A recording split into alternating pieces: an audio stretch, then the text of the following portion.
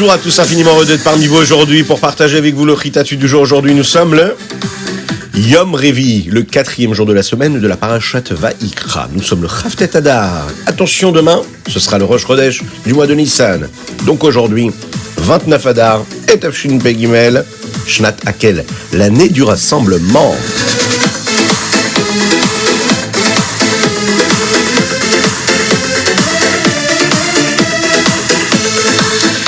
Et nous passons tout de suite au Chumash du jour. Aujourd'hui, le Chumash va nous parler des korbanot, toujours. Il y avait un korban qui s'appelait le korban Shelamim. Oui, Shelamim qui vient du mot Shalom. C'est un korban qui a apporté la paix dans le monde. Nous l'avons déjà dit, lorsqu'on apporte un korban, on se rapproche d'Akadosh Baruch Hu. On est en train de lui faire des louanges. Si c'est pour nous faire pardonner d'une faute, ou tout simplement pour lui offrir quelque chose, on veut se rapprocher de lui. Eh bien, quand on apporte ce korban-là, eh bien, on favorise la paix dans le monde. Et il y a aussi un sentiment de paix qui se crée lorsque celui qui offre s'attache au korban, mais aussi grâce au Kohanim et au Misbéach. Et donc, cette harmonie qu'il y a entre tous ces éléments-là permet, à ce moment-là, de créer une union avec Akadosh Baruch Hu. Ce korban-là pouvait être constitué de gros bétail, mais aussi de moutons, par exemple, de petits bétail. Il était bien sûr interdit qu'il y ait un défaut sur un animal que nous apportions en korban pour Akadosh Baruch Hu.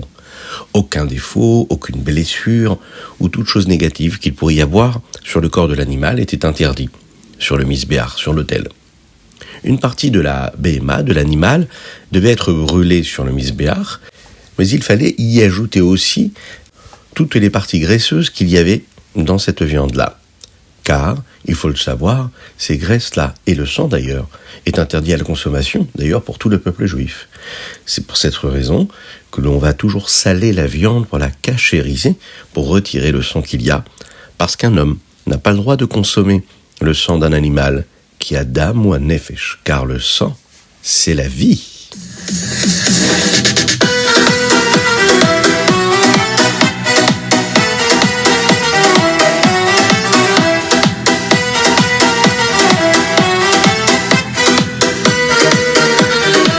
Et nous passons tout de suite au Télim du jour. Aujourd'hui, nous sommes le Chavtet du mois de Hadar, le dernier jour du mois de Hadar. Et nous lisons les chapitres Kouf Mem à Kouf Mem Dalet. Dans le Télim du jour, il y a un verset que nous connaissons tous. Ar Tzadikim Yodou Lishmecha. Oui, vous le connaissez très bien. C'est un passou que l'on prononce à la fin de la Tefila. D'ailleurs, on a l'habitude de le chanter.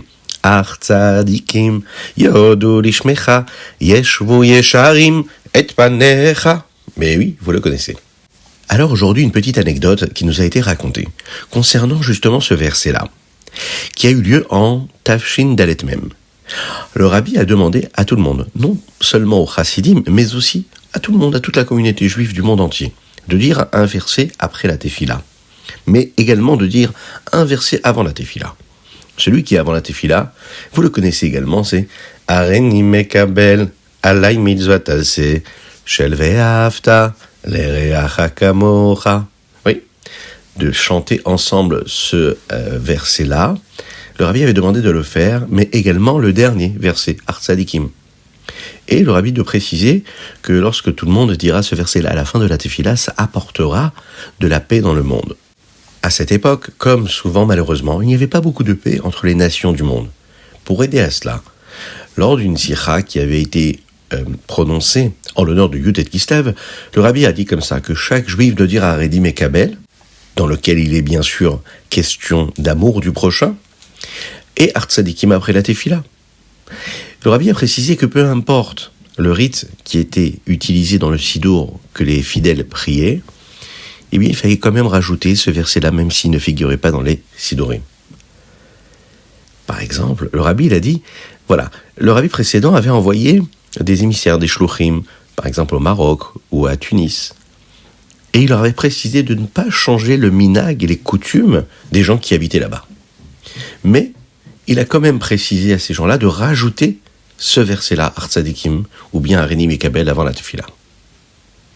Les Bachurim qui étaient là-bas, qui avaient été envoyés par le rabbi au Maroc, se sont présentés dans les communautés où ils avaient l'habitude d'aller, et ils ont demandé aux gens de dire ce verset-là. Le rabbi avait dit que c'était important de le faire, alors ils se sont dépêchés de le faire, et ils se sont empressés d'aller imprimer des petites feuilles sur lesquelles ils ont noté ces 2 versets-là, et ils les ont collés sur les sidorim dans ces choules-là ou bien dans les écoles. Les responsables des écoles ou des synagogues à l'époque respectaient déjà beaucoup le rabbi, ils ont donc accepté de le faire. Une fois, un des élèves a trouvé ces versets-là figurant dans un vieux sidour de rite marocain qui avait été imprimé entre 200 et 300 années auparavant. D'ailleurs, il faut le savoir que dans le sidour du Rambam ou du Harizal, ou d'autres tzadikim, ces versets-là apparaissent déjà. Quand les juifs marocains ont vu ce sidour-là, ils ont été très émus de le voir et ils ont compris que le rabbi n'avait pas apporté quelque chose de nouveau, mais quelque chose qui existait déjà.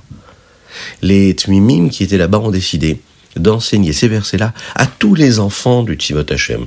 Ils ont d'ailleurs utilisé une musique qui déjà correspondait à l'armée là-bas, qui était chantée par les soldats de l'armée marocaine, afin que tout le monde connaisse cet air-là, et ils ont transformé, et ils ont sanctifié cette musique-là avec les paroles de Har Tzadikim et de l'Ishmecha.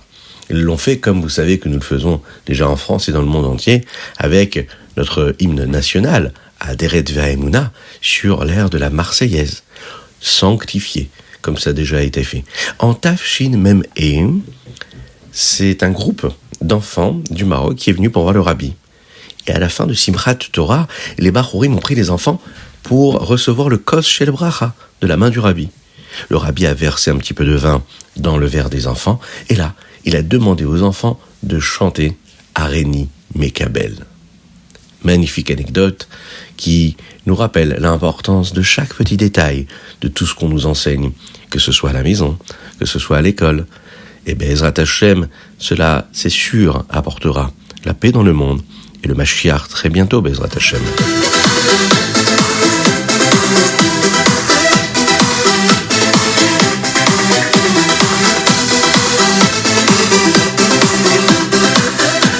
Et nous passons tout de suite au Tanya du jour. Alors il est court, le Tanya du jour, mais il est très important. Chavtet Adar Shana Pshuta. Hier, nous avons appris ensemble quelle était l'importance de l'étude de la Torah. Nous avons bien sûr compris qu'il y avait une différence entre l'accomplissement des mitzvot concrètes et le fait d'étudier la Torah. Les mitzvot sont la raison essentielle pour lesquelles les neshamot, les âmes de chacune et chacun d'entre nous, ont été descendus ici-bas sur terre dans le monde. C'est notre mission. C'est pour cette raison que s'il y a une mitzvah qui se présente à nous, on doit l'accomplir tout de suite. S'il y a une mitzvah que nous n'avons pas accomplie encore, et qu'on est en train d'étudier la Torah, eh bien on doit s'arrêter d'étudier la Torah pour aller accomplir cette mitzvah. On doit se soucier pour que cette mitzvah soit bien accomplie. Pourquoi ? Parce que toutes les mitzvot qui nous ont été données par Akadosh Baruch Hu doivent être assumées et accomplies afin que ce monde dans lequel nous vivons puisse être prêt pour Akadosh Baruch Hu. Alors bien sûr que l'étude de la Torah c'est important, mais puisque les mitzvot sont importantes et qu'elles doivent toutes être accomplies, si on étudie la Torah et il y a une mitzvah qui se présente à nous, il faut accomplir cette mitzvah. Maintenant, s'il y a une autre personne qui peut accomplir cette mitzvah, eh bien, comme la halakha nous le demande, on va continuer d'étudier la Torah, encore plus même, afin que cette Torah-là rapproche notre âme d'Akadosh Baruch Hu. En prononçant les mots de l'étude de la Torah, eh bien, notre sagesse, elle s'imprègne de la sagesse de Dieu, qui se trouve, elle, dans la Torah, et on se rapproche d'Akadosh Baruch Hu.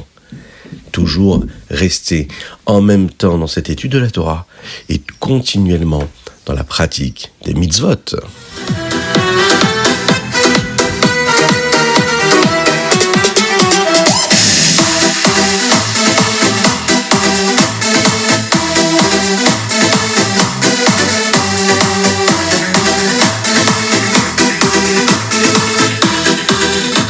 Alors nous passons au Hayom Yom. Aujourd'hui nous avons 3 Hayom Yom. Bon, alors on va faire une chose là. Je vais vous demander une petite question. Pourquoi est-ce qu'aujourd'hui nous allons étudier 3 Hayom Yom alors que nous sommes a priori un jour comme un autre ? Mais si vous êtes capable de me donner la réponse, envoyez-la moi au torahaudio.fr ou chitat.fr. Vous m'envoyez ce petit message avec votre nom, votre âge, et là vous aurez bien sûr une récompense. Pourquoi aujourd'hui nous allons faire 3 Hayom Yom ? Nous allons commencer par le Chavtet Adar Aleph. le rabbi ici nous dit qu'est-ce qu'il faut répondre à une personne qui nous souhaite l'Echaïm. Première chose, il dit, quand une personne nous dit l'Echaïm, on peut lui répondre, eh bien, l'Echaïm tovim ou les shalom. Pourquoi ? Parce que dans la Torah, on nous dit que quand Adam, Arishon et Noach ont bu du vin, ils se sont malheureusement mal comportés.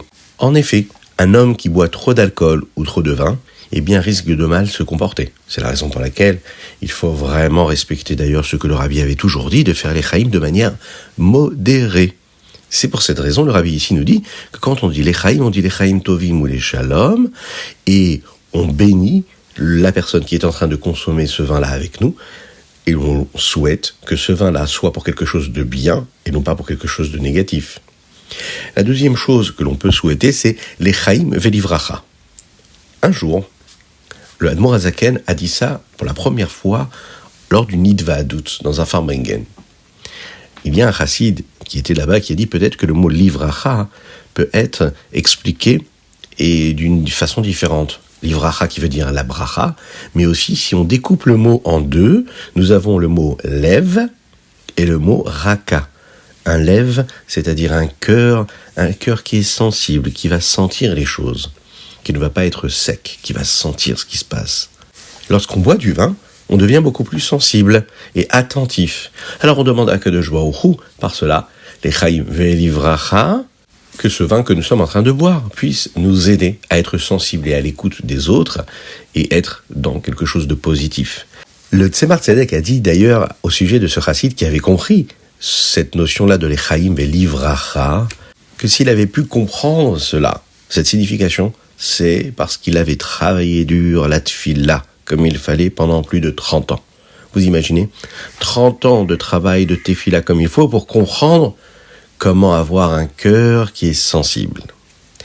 Dans le Hayom Yom, deuxième Hayom Yom d'aujourd'hui, c'est-à-dire le Lamed Adar Aleph, le Rabbi Rashab, le Rabbi Shalom Dovber, le père du Rabbi précédent, le Rabbi Yosef Yitzhak, a dit quelque chose de très important qui nous concerne chacune et chacun d'entre nous.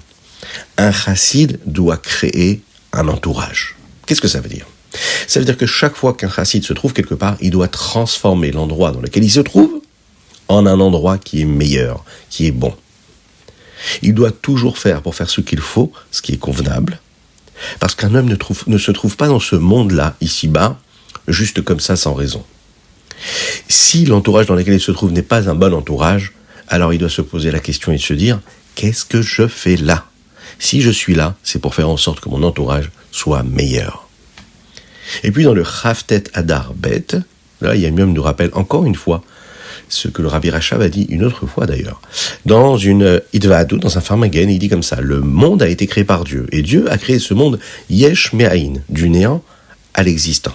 Et nous, en tant que créatures, le Rabbi Rashab nous dit, notre mission c'est d'inverser, c'est de faire en sorte que ce qui nous paraît existant, matériellement, physiquement, eh bien, on le ramène à ce qu'il est dans sa spiritualité, c'est-à-dire en Haïn, néant. On regarde tout ce qu'on regarde autour de nous, et tout ce qui nous entoure, on le ramène à ce que c'est, à savoir la présence d'Akadosh Baruch Hu. Voir la spiritualité dans tout ce qui existe, qui est du yesh, et ramener la notion de Haïn, le ramener à ce qu'il n'est que en fonction de ce qu'il est spirituel.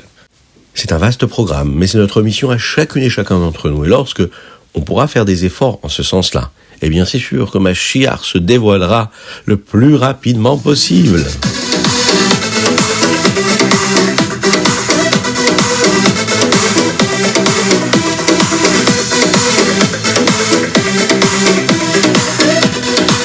Et voilà, c'était le Ritatu du jour. J'espère que vous avez passé un bon moment. Je vous invite à le partager avec vos amis. N'oubliez pas de nous envoyer vos dédicaces et vos réponses à la question sur torahaudio.fr, ritat.fr. Que Dieu vous bénisse et qu'il vous protège. Une excellente journée à toutes et à tous. À très bientôt. Et n'oubliez pas de mettre une petite pièce dans la tzedaka. Et Mashiach arrivera.